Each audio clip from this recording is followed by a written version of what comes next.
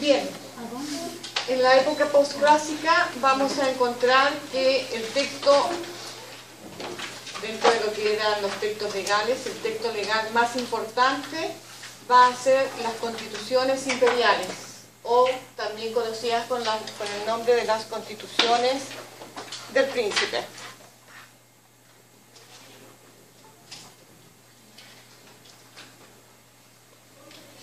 Las constituciones del príncipe o imperiales eran las normas que daba el emperador en sus facultades de poderes absolutos,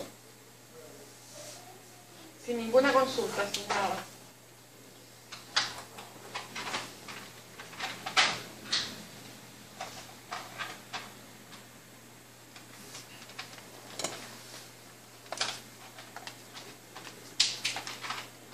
Y estas constituciones imperiales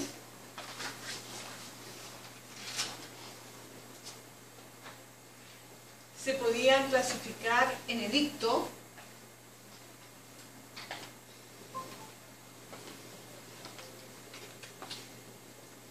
cuando en ellas se daban órdenes o reglas de carácter general.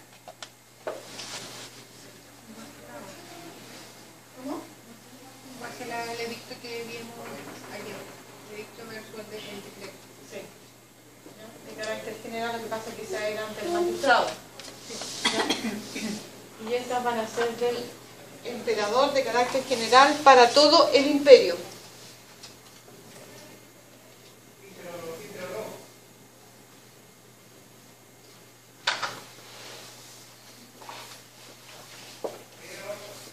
Por lo tanto, las órdenes que emanaban de los edictos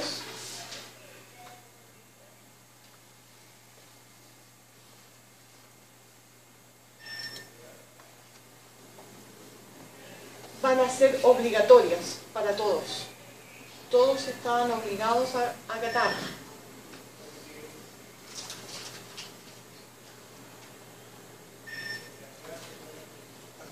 Sí.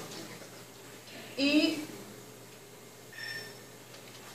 los decretos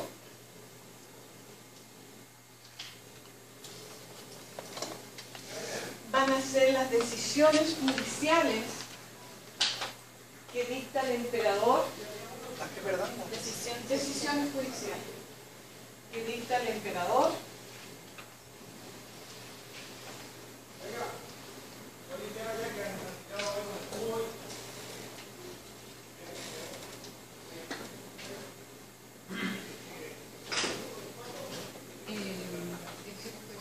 que dicta conociendo algún litigio. Que dictan el Eran las decisiones judiciales, ¿ya? Que dicta el emperador, conociendo de un litigio, o de un juicio, o de un proceso.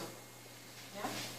Porque esas atribuciones también las va a asumir él, aunque no directamente, ¿verdad? Porque él no tenía un mayor conocimiento legal, pero por sus órganos asesores lograba redactar esta decisión de acuerdo a lo que él decía. Recuerden que él veía el proceso, analizaba y decía, creo que se dicta sentencia en este sentido. Y las personas que estaban encargados de ello cumplían el deseo o la orden que le daba el emperador, y en ese caso era obligatorio para las partes. En este caso es solo obligatorio para las partes que habían intervenido en el proceso, no como el edicto, que era para todo el imperio. Hasta el día de hoy es así, las resoluciones judiciales son solo obligatorias para las partes, para nadie más. ¿Ya?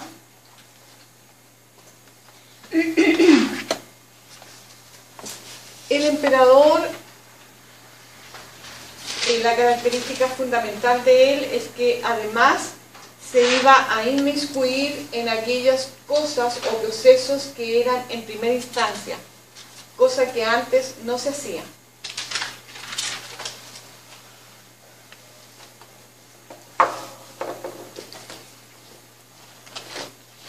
Porque el emperador siempre se había reservado la segunda instancia, que era la apelación, ¿verdad? Siempre la apelación era conocida por él. por el emperador o el rey. Pero acá también él se inmiscuía en un asunto que había sido reservado para otras personas. Él también se inmiscuía dentro de las facultades que él se había atribuido, ¿verdad? Dentro de estas facultades poderosas que tenía, también lo hacía. La otra es la descripta.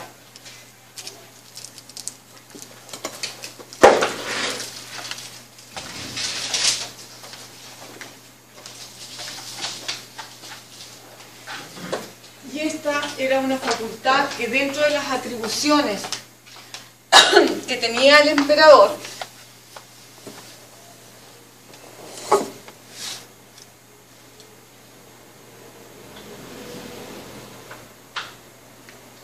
se consideraba la facultad para que él determinara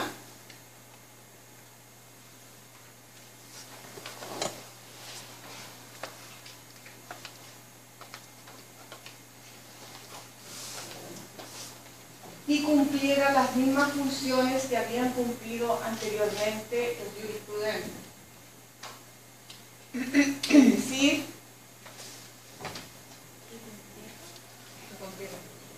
los jurisprudentes, ¿se acuerdan que los jurisprudentes daban responsas?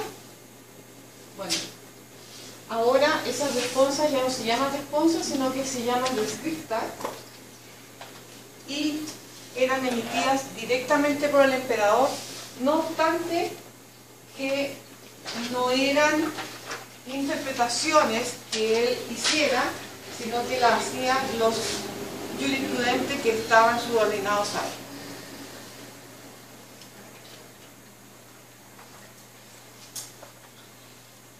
¿Estamos claros? ¿No hay dudas? ¿No estamos perdidos? ¿No? Bien, vamos a la mandata. ¿Ya? Mandata o mandatos. Estos fundamentalmente eran órdenes que el emperador daba para resolver fundamentalmente asuntos administrativos.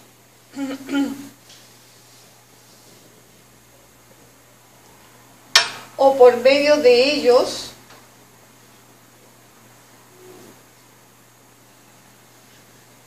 impartir instrucciones administrativas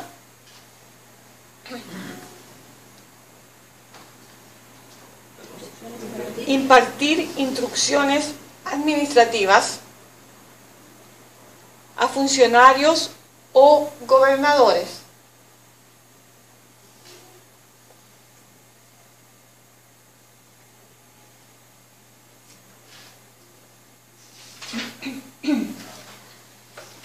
Otra facultad que él, a raíz de querer tener todo el control, sobre todo desde el punto de vista judicial,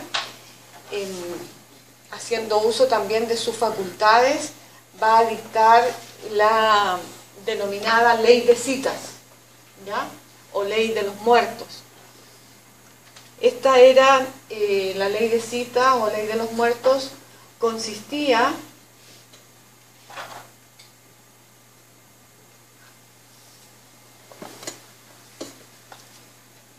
que en el caso que hubiera alguna divergencia para resolver un asunto litigioso,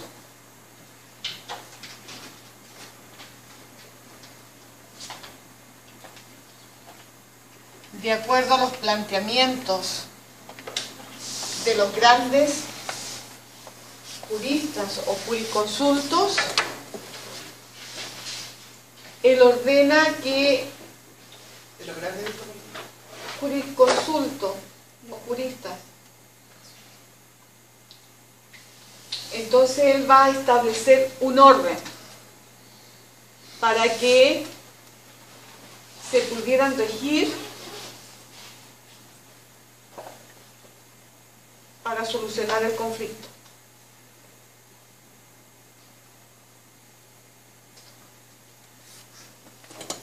¿Qué tipo de orden, profesora? Disculpe. Ahora lo voy a explicar. Muchas gracias. ¿Ya? Entonces, en virtud de este orden, él va a dejar solo a los 5 juristas más connotados o que habían tenido una mayor trayectoria, sobre todo sus responsas, ¿ya? Como era, por ejemplo, en primer lugar estaba Papiniano. Y si Papiniano, de acuerdo con los textos que él había escrito, no daba una solución, se debía recurrir a Paulo.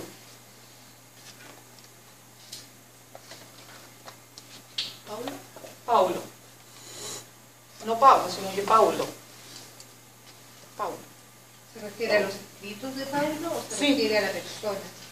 No, siempre a los escritos, siempre a lo que ellos interpretaron y de lo cual, claro, y de lo cual se escribió. ¿Ya? En tercer lugar, a Gallo.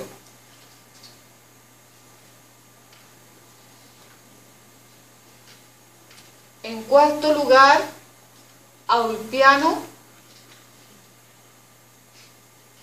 Y en quinto lugar, a Modestino. Sí, a Ulpiano. Ulpiano. Modestino. ¿Y el quinto? Esta ley fue dictada en el año 321 y estaba reinando ya, o sea, estaba el emperador Constantino.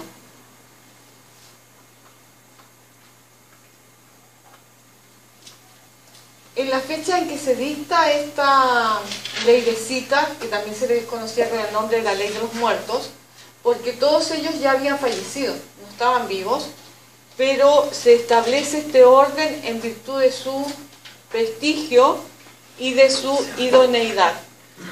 ¿Ya?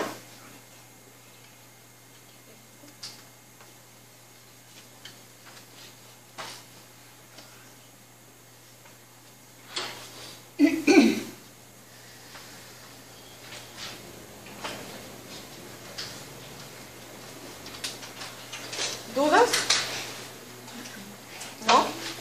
Bien. Perdón, el año que la ley fue dictada fue 1000. No, 321. 321, gracias. 321. Bien. En este periodo de la época posclásica va a haber una decadencia de la jurisprudencia. Y hay una decadencia por varias razones. Una, en primer lugar, porque por haber expandido Roma sus fronteras, haber conquistado nuevos territorios y haber hecho concesiones a personas que no, culturalmente, no tenían el mismo nivel de cultura que ellos, el derecho va a ir perdiendo este perfeccionismo, este tecnicismo tan bien estructurado y elaborado como lo tenían los romanos. ¿Ya? Después vamos a ver por qué era así.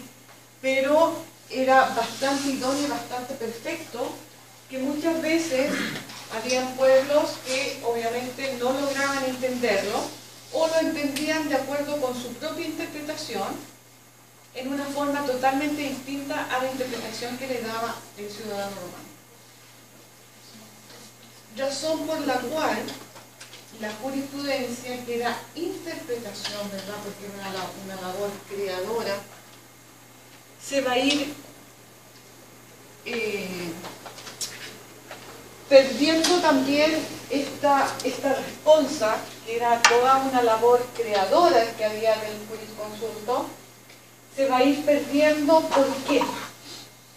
En primer lugar, por el conocimiento que tenían las personas ya no era igual, ¿ya? Era muy inferior.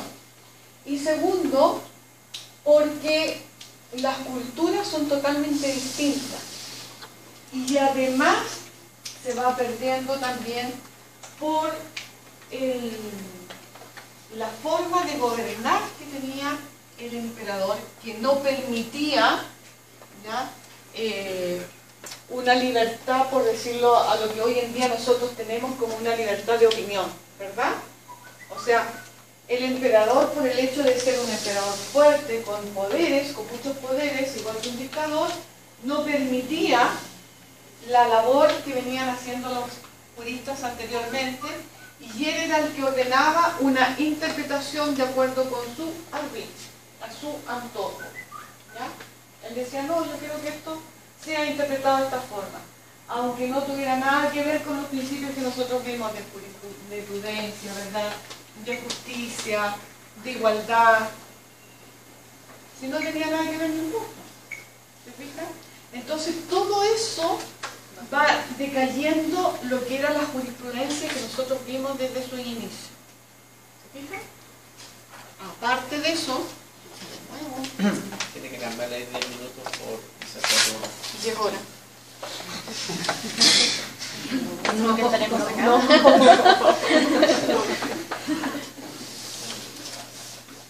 Una hora le contemos. y popcorn. Y esto también tiene relación con lo que se denomina el proceso de burocratización. ¿Por qué es este proceso de burocratización? Porque el emperador, como él quería tener el poder de todo y quería estar en todas partes, entonces las personas que antiguamente estaban acostumbradas a concurrir al foro y escuchar muchas veces a este gran jurista, ¿verdad?, que jurisprudente, donde explicaba, daba sus explicaciones, y ellos venían y le hacían preguntas y él respondía, ya no era así. No era así. Tenían que enviar a hacer una cartita, hacérsela llegar al emperador, que el emperador le diera un orden, ¿verdad?, porque tenía varias cosas, otras cosas que hacer, y de ahí cuando él tenía tiempo la respondía, y tampoco le iba a responder en una forma objetiva, sino que siempre en forma parcial o sesgada, ¿se fijan ustedes? Entonces eso implica todo un proceso de burocratización, ¿ya? Que ya no es oportuna, como en el momento en cuando ustedes me dicen, ¿y qué significa esto? Y uno les responde, y yo les digo, la próxima clase les respondo. No, se fijan, era más o menos así la burocratización de la jurisprudencia en Roma, ¿ya? Y también lo otro que influyó muchísimo en la decadencia de la jurisprudencia va a ser la tendencia compiladora y compendiadora. ¿Qué significa? Fundamentalmente, nosotros tenemos que ir a la par también conjuntamente con esto, con el hecho de que en aquel entonces no habían fotocopiadores, ¿verdad? Ni habían fotografía, ni nada de eso. Entonces cuando un jurista, de estos grandes juristas, escribía sus responsas o eran recopiladas, cuando se quería obtener una copia de ese texto, lo que se hacía era pagarle a un amanuense para que lo transcribiera. ¿Cuál era la dificultad de esto?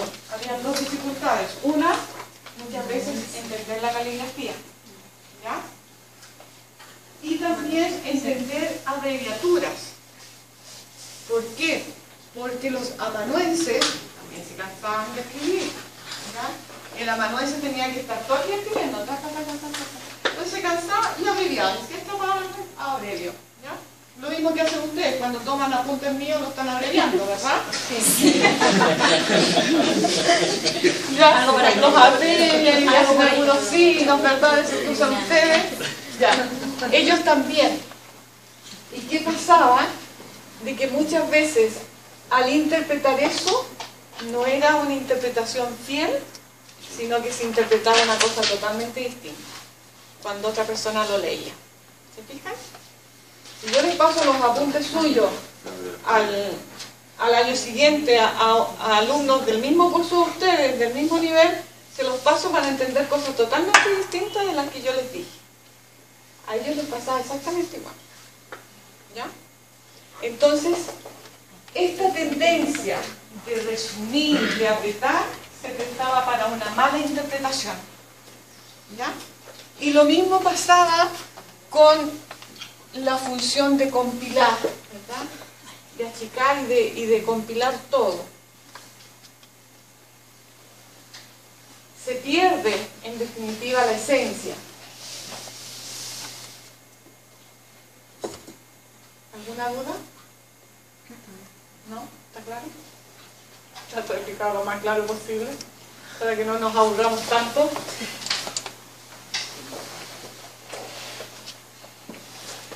Bien, vamos a otra materia. Un cuerpo legal importantísimo de la máxima trascendencia, de verdad, es el Corpus Juris Civilis. Esto no tiene nada que ver con la época clásica. Después, postclásica siempre. Pero esto es un gran hito dentro de ese periodo, que es el periodo del emperador Justiniano. Justiniano es el creador de esta gran obra, de una gran trascendencia,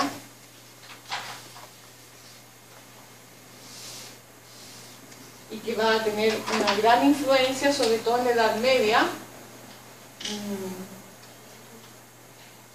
y fundamentalmente en el periodo del año 1000-1100, donde se va a revivir toda esta obra.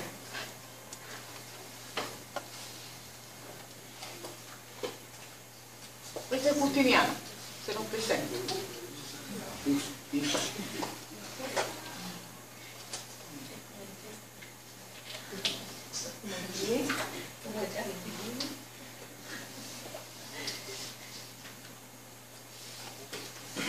La obra de Justiniano, del Corpus Juris Civilis, comprende 4 textos. Uno es el código,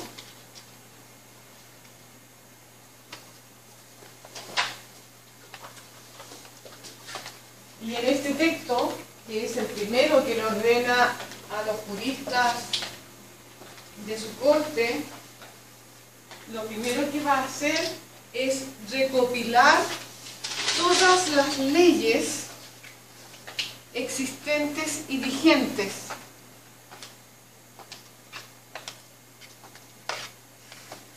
La fecha de esta obra no está bien cierta, pero los historiadores han acordado convencionalmente fijarla en el año 536. 36. Porque no hay una fecha ciencia cierta. ¿Ya? Este texto del código no solamente va a agrupar las leyes, sino que también todo lo que fueron constituciones imperiales y senado consultos también, sobre todo aquellos que tenían una gran trascendencia. Constituciones Imperiales.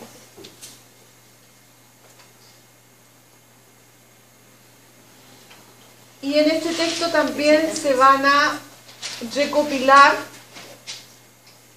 algunas normas, leyes de los códigos gregoriano y hermogeniano.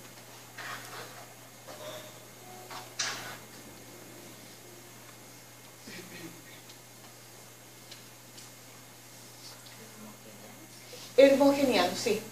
Como también de algunas leyes del emperador Teodosio.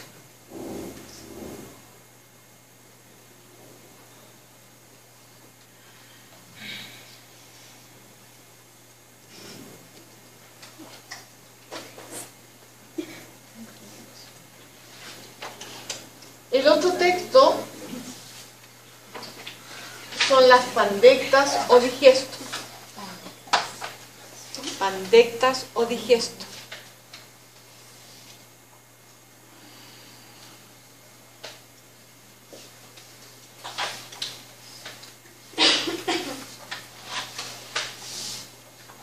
En este texto se van a contener una serie de normas jurídicas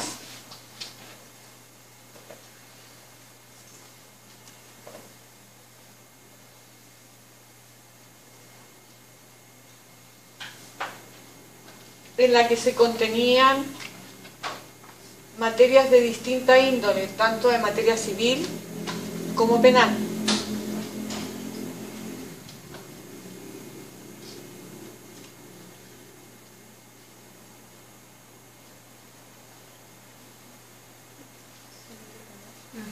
Sí. También se contenían algunas reglas de derecho administrativo y financiero.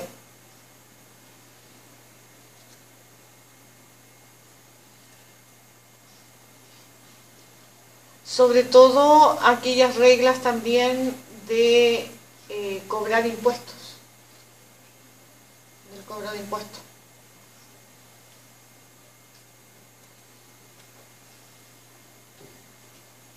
Las institutas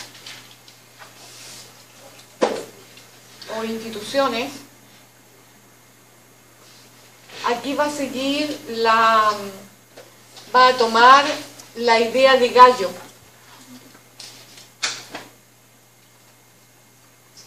Gallo también tiene un texto, que es el único que él logró publicar, que también fueron las institutas. Y la diferencia con Justiniano es que este cuerpo legal lo va a realizar en una forma muy didáctica, muy simple, muy explicativa, porque este va a ser el texto, como podríamos decir nosotros, el Código Civil de los alumnos, ¿verdad? Ese es el texto legal por el cual los alumnos se iban a iniciar en el estudio del derecho. Entonces estaba muy explicativo, muy didáctico, no como los otros textos, que eran bastante complejos. Ya se requería de un mayor conocimiento porque eran muy técnicos.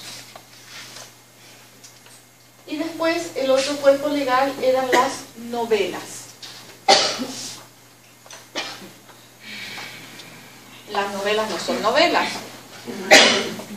son textos legales. ¿Ya? ¿Cómo? ¿Qué dijo? Una teleserie que está pasando. Que ya no podemos ver. No la pueden ver.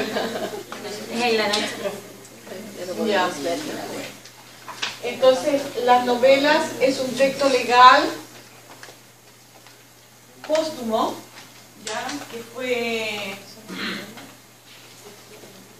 Sí, es un texto legal póstumo del emperador, ¿verdad?, que va a ser promulgado después que él fallece,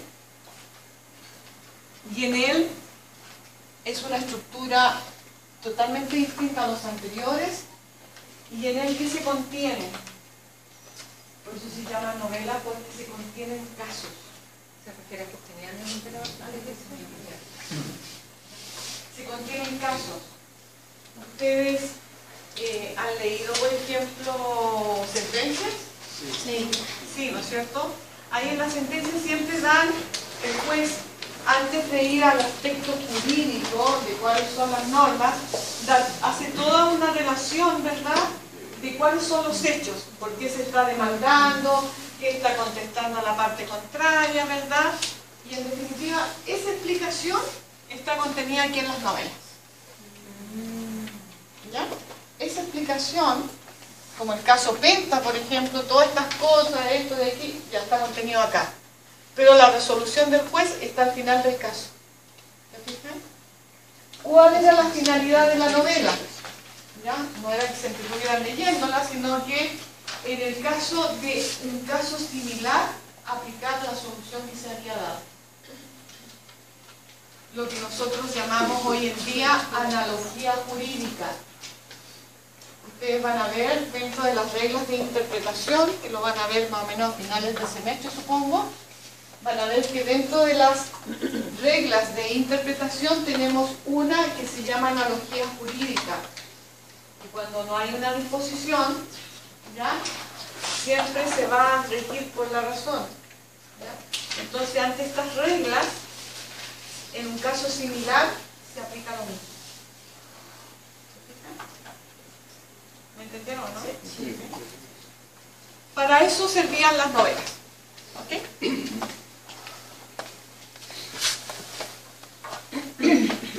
Esa es una foja del corpus juris.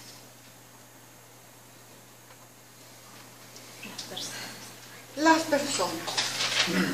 ¿Ya? Las personas en Roma.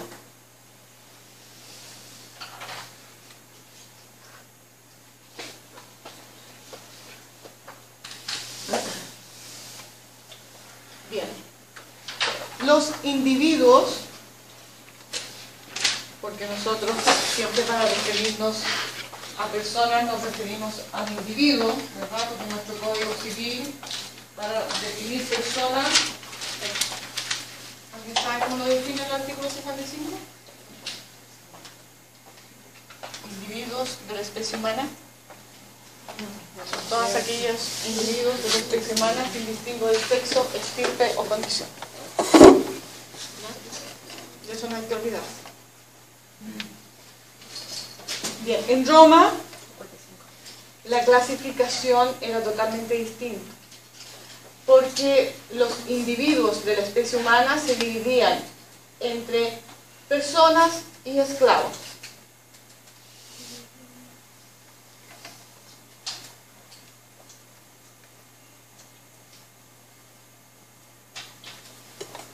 Y las personas en Roma van a ser aquellas personas o aquellos seres que se encuentran dotados de capacidad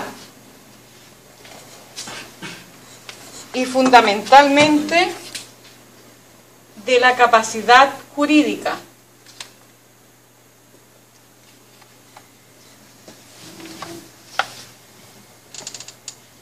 ¿Ya?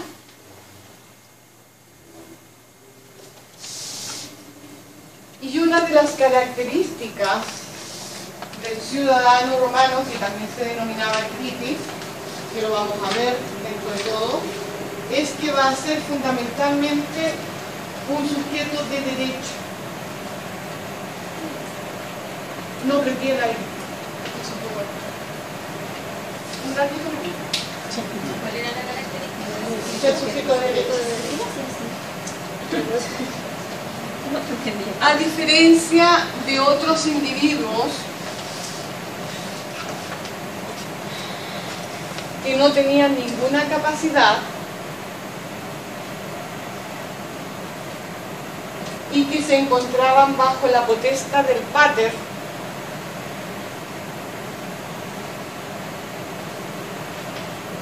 como eran los esclavos.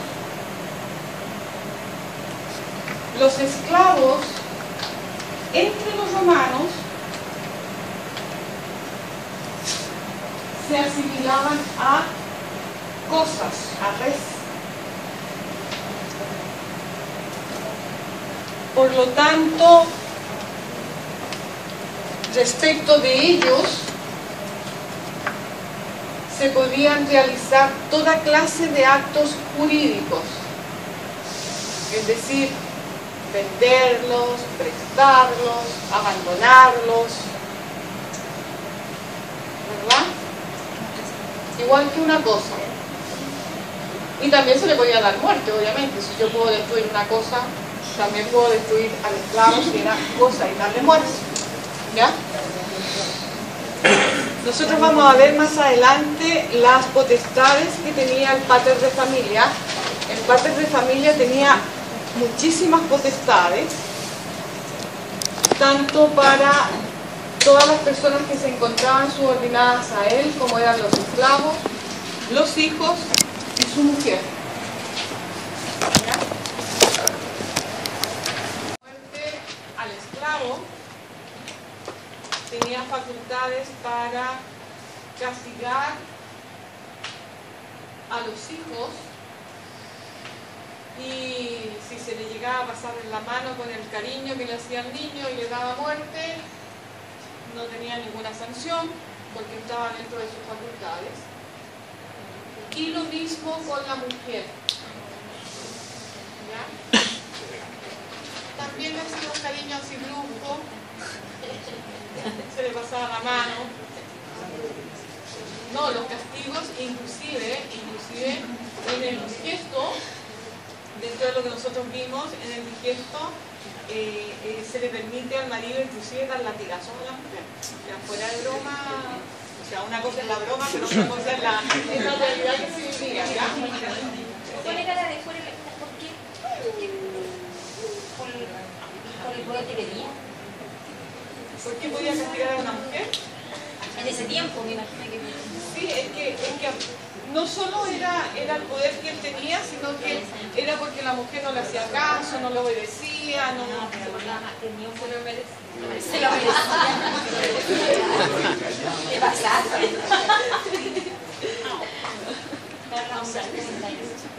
¿Cuál es la zona? Profesora,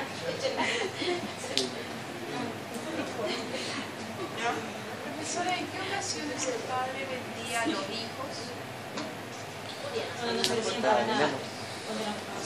No lo podía vender, por ejemplo, tenía problemas de plata y lo vendía. Pero sí, lo podía recuperar. Lo hacía con un pacto de renta. ¿Lo vende como esclavo? Eso. No, lo vendía para realizar ciertas faenas, ciertas tareas, porque a él le pagaban. Él como partner dentro de su estatus no lo iba a hacer. ¿Ya? Recuerden ustedes que el romano no tenía una concepción de hacer ciertos trabajos. ¿Ya? Él era ciudadano romano. Y por eso cuando terminaba los trabajos era devuelto y ahí solo se podía devolver 3 veces. Claro, solo se podía. La tercera vez el hijo se liberaba. Por ejemplo, lo vendía para la cosecha de vino. Y llega a la vendimia a cortar. ¿Cómo se llama el contrato? ¿La persona que vendía hijos? El nombre del contrato con la Como persona. andaba sin trabajo, no voluntarios. Era un contrato de compraventa con el pacto de retroventa. Es renoventa. De compra-venta, con el pacto de retroventa. Con el pacto de Ojo, que nosotros todavía lo tenemos, nuestro Código Civil todavía regula el pacto de retroventa. Yo puedo vender una cosa por un problema, estoy pasando un problema económico, una mala situación económica, y puedo vender una propiedad, un departamento, lo puedo vender y puedo establecer con mi comprador un pacto de retroventa dentro del año, porque el código establece que el pacto de retroventa es por un año. ¿Ya? Y ustedes lo van a poder adquirir nuevamente con el mismo precio en que ustedes lo vendieron. ¿Por el mismo precio? Sí, ojo, si no, yo les paso cosas así nomás. ¿Y qué gana el comprador, La tía rica no hace. profesora? No, porque la tía rica aquí quiere El préstamo. Un Un préstamo social. Es que no es un préstamo, en definitiva es un préstamo con una garantía. Ah, porque tiene carácter social. Porque el Estado... Claro, si yo le dejo mi anillo, no sé, con mi gana 200.000 pesos, si yo no se lo pago, ¿cuánto lo vendo? El doble. Es el Estado. Se me olvidó. ¿Ves? No soy la única. ¿Ya? De esta forma, entonces, tenemos Ah, ya me acuerdo. personas, de esta forma vamos a encontrar, a grandes rasgos, personas sui juris,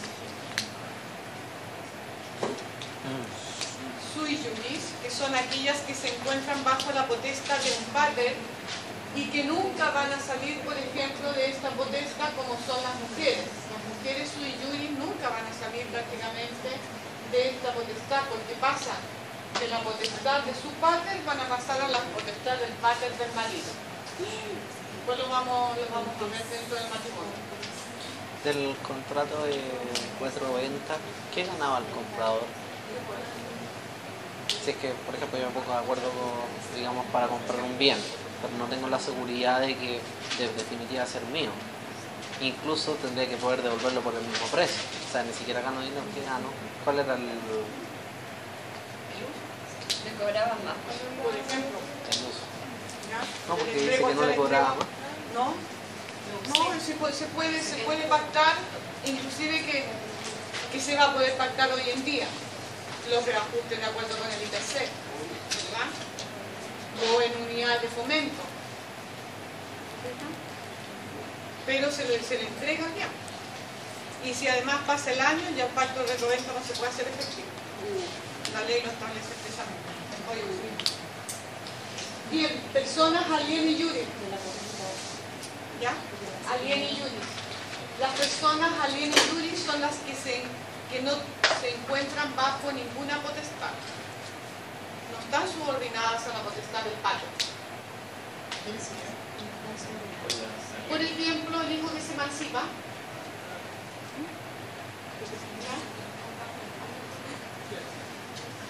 Había mujeres también, las menos, pero habían algunas mujeres que eran alienígenas. ¿Y Una de ellas era la cómo Calpurnia, adquirían esa categoría?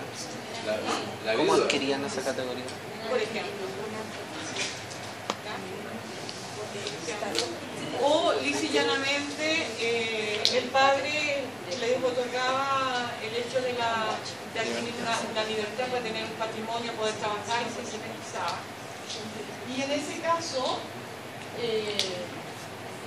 por el hecho de que había mujeres que podían realizar un trabajo, para que ustedes sepan, la primera abogado en Roma fue una mujer que se llamaba Calpurnia. La Calpurnia fue sancionada en el foro. Y eso está establecido en el digesto.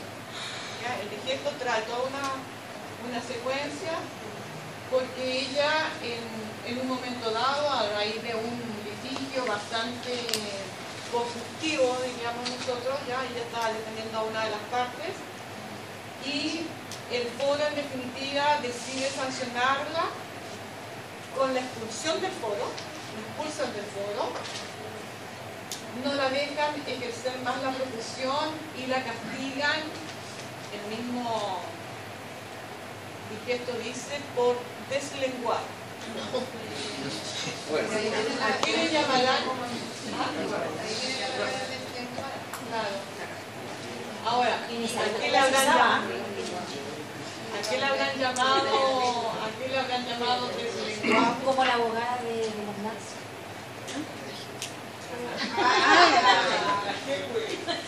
La ofendiste.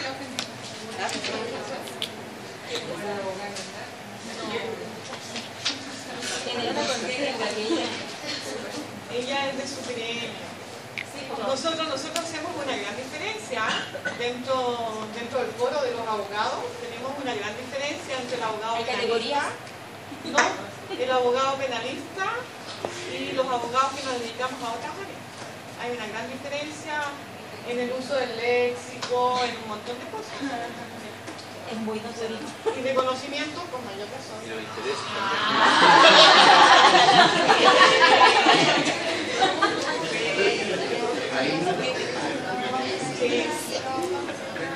Sí, no, o sea, a ver, cuando ustedes, ahora hay una tendencia, bueno, siempre no sabemos de eso, pero hay una tendencia, antiguamente, hace unos años atrás, estuvo muy de moda en que el abogado debía ser un especialista en el área.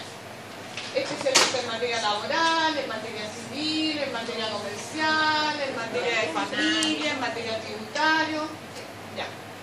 Ahora la Corte está seriamente impartiendo instrucciones para que no exista esta especialización y las escuelas de derecho no se aboquen a crear una imagen o una idea en el alumno de que tiene que especializarse en un área determinada. ¿Por qué? Porque resulta que estaban dejando unas tremendas embarradas. Porque la persona que decía, no, yo soy civilista y por lo tanto no me interesa tributario. Grosso error. Porque muchas cosas que nosotros hacemos dentro del ámbito civil están relacionados directamente con tributarios. Y si no, vean ustedes el caso Penta. ¿Ya? Laboral, no es menos laboral. ¿Ya? No es menor. Familia, ni qué hablar. ¿Se fijan ustedes? Entonces está todo, nuestro derecho es muy relacionado entre uno y otro, por lo tanto, aquel que estudia una cosa, tengan la seguridad que van a dejar la nota en otro lado. ¿Ya? Así que por eso los penalistas no. Los penalistas conocen el cuadradito del derecho penal y la tipificación del delito y punto. Y así todo, en mi opinión, no hacen bien su pena.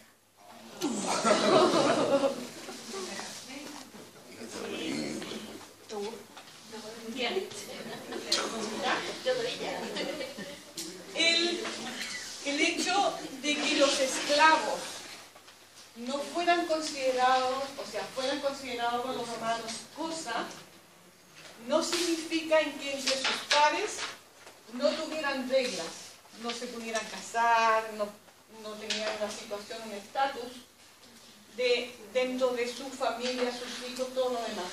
Esto es lo que se denominan para el derecho romano sujetos sui generis, porque tenían su reglamentación especial. ¿Ya?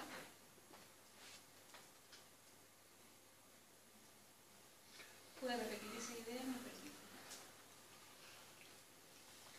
Nosotros hasta aquí todo esto de padres de familia, sui juris, el sujeto de derecho, todo esto lo sabemos porque está arreglado por el derecho civil de los romanos. El derecho de ellos lo norma, lo regla, le da las facultades al padre, ¿verdad? Le da las atribuciones, todo lo que hemos estado hablando. Pero a los esclavos, que son individuos también, ¿verdad?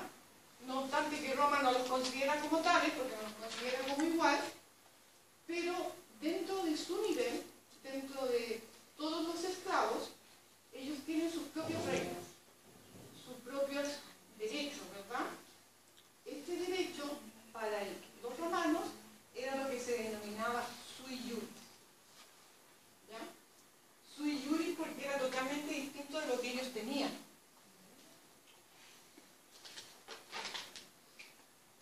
¿Ya? En primer lugar, no es un derecho escrito, fundamentalmente el sui generis. El sui generis generalmente se regía por ciertos principios. ¿Ya? No es un derecho escrito, no es un derecho elaborado como el derecho romano. Es creado por los romanos, no por esclavos. No por los esclavos. Es creado por los esclavos. Eran las reglas que ellos tenían, reglas de convivencia. Cómo se podían casar, qué pasaba con la herencia, porque ellos también se morían. Tenían hijos, tenían mujer, ¿qué pasaba con esa mujer? ¿Se podía volver a casar? ¿No se podía volver a casar? ¿Qué pasaba con el hijo? ¿Se fijan?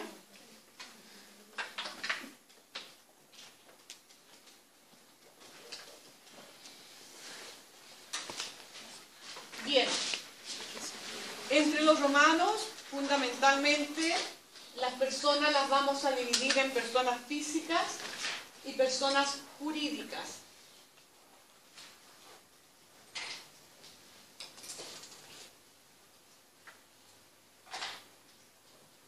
Para que exista una persona física, va a ser menester o es esencial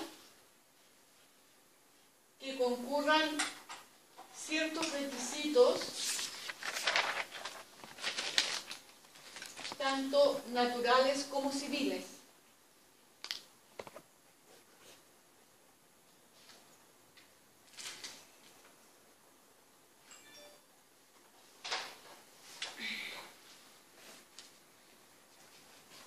Y uno de los requisitos naturales es que este nuevo ser debe haber nacido vivo.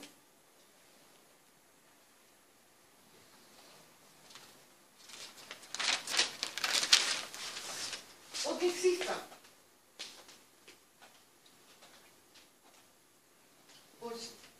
Pero que mencionan eso, ¿de acá surge el término DNN? O sea, sea, de los non-natus, que las personas que nacían muertas en el fondo no tenían identidad, y por eso arrastramos ese término. Sí.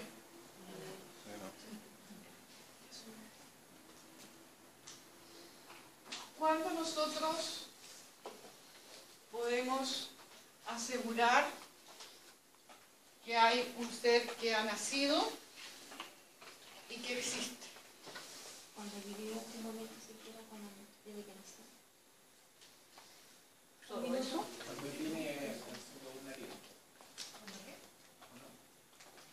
Sí, es que ahí nos estamos yendo a otra teoría que va relacionada con lo que quiero llegar. Para que exista una persona, ¿cuándo debemos entender que existe? ¿Qué ciudadano? Cuando está separado del cuerpo de la madre. ¿Y cuándo está separado del cuerpo de la madre? Porque antes depende de la madre. Está viviendo a través de la madre. Inclusive en Roma siempre se consideró, mientras no naciera esta persona, el feto era considerado como un órgano más de la mujer. Porque sin la madre el ser no vivía. ¿Fijan? Entonces, ¿cuándo existe? Cuando está separado completamente del cuerpo de la madre. ¿Y qué más? Ahí viene lo que usted me dice. Porque no basta con que esté separado, sino que ¿qué más? Cuando respira. ¿Y cómo sabemos cuando respira? ¿Por sí solo? Llora o un aliento, ¿verdad? Sí. ¿Se fijan? Ahí lo sabemos. Esa era la forma que ellos tenían para determinar la existencia. No bastaba con haber nacido. Porque de hecho, si este ser nacía muerto, era considerado como que nunca hubiese existido. Regla que la tenemos hasta el día de hoy. ¿Ya? ¿Se fijan? Bien. Además, ¿qué debía tener este ser? Forma humana. ¿Qué significa que tenga forma humana? Que tenga todos sus órganos. Cabeza, cuerpo, tronco. Que no fuera amorfo, ¿verdad? Porque aquella persona que tenía una deformidad, que no tenía una armonía de lo que era la persona humana, significaba, o lo interpretaban los romanos, como era una persona que estaba alejada de los dioses, o que los dioses lo habían sancionado. Razón por la cual esta persona debía ser despeñada por la roca Tarpeya. ¿Sí? Es una roca que existe en Roma, que es hacia el mar. Tiene no sé cuántos metros de altura, son de 30 metros. ¿Ya? Lo tiraban por ahí, obviamente que no sobrevivían.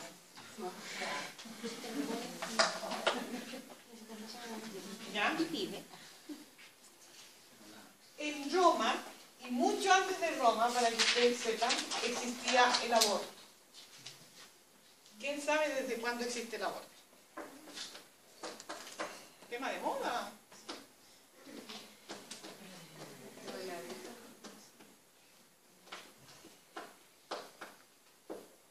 Esto viene de la época de los chinos. Aproximadamente 5.000 años antes de Cristo. Un emperador Qin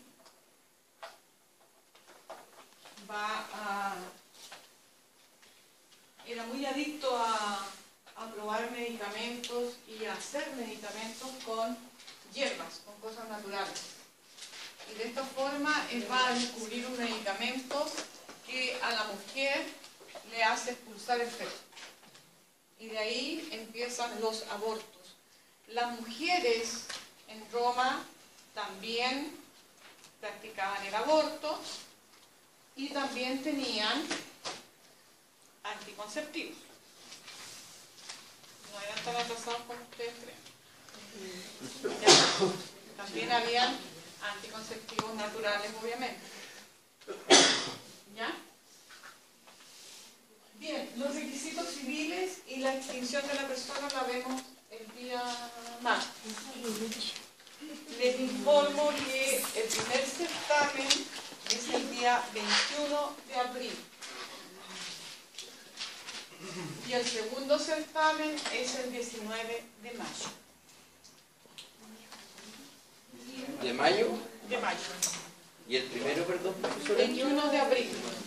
19 de mayo.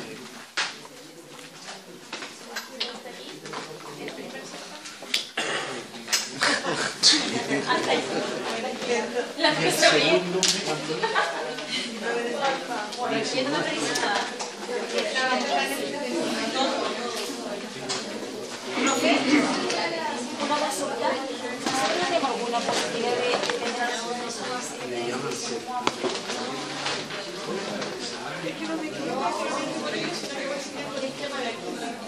para ver, ¿no? Para la casa.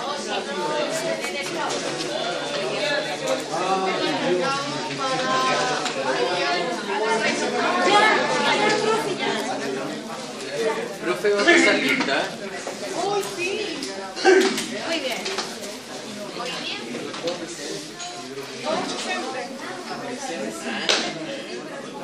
¿A eso?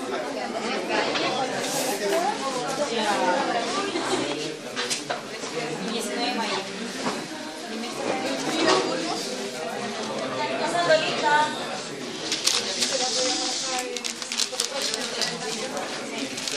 Frida Burgos, Bernardita Candia, Ámbar Carrasco, Juan Cifuentes. Presente.